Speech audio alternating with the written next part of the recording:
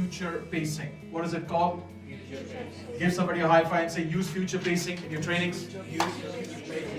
You saw somebody's journey, and even, you know what, interestingly, they're not from this country. If you want to go and check the credibility of what I'm sharing as a success, is it real true success? It is. So when you Google his name, he will definitely pop up with his videos, presence, LinkedIn, YouTube, all that thing he's done, TEDx. And so coming back, I took this journey. Obviously, I did it a bit differently here, but if you go back to my one day, I talked about meeting him in this hotel, and he had a bit of a structuring issue. Then he came to my 3 days training, he got his voice, then he went and worked on it, and he became successful. And he's making this money every single month.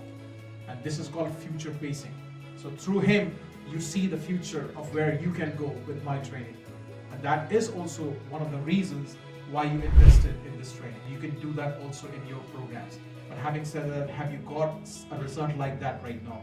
Probably you have to work with maybe 10, 15 people minimum, maybe a bit more, to get 4 or 5 success stories minimum. And out of the 4 or 5, 1 will be your big success, and the other 2, 3 will be small success. It could be just be one picture with nothing, that you coached that lady or guy for 3 months, and now they have lost weight 7 kgs in 3 months. How many of you understand? Yeah, so you don't need to have a lot of people, but you need to have at least one testimonial, one case study. Case study is the foundation of selling, by the way.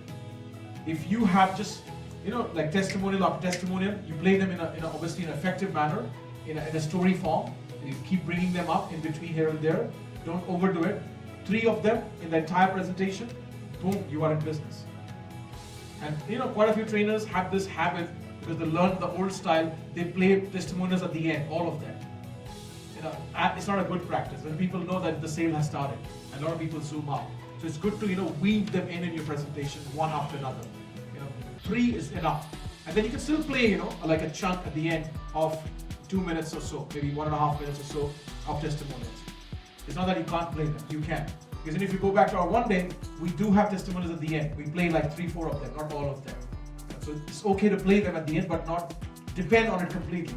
That you will play all testimonials at the end. Make sense? Alright, give somebody a high five and say, makes sense to me. Makes sense to me.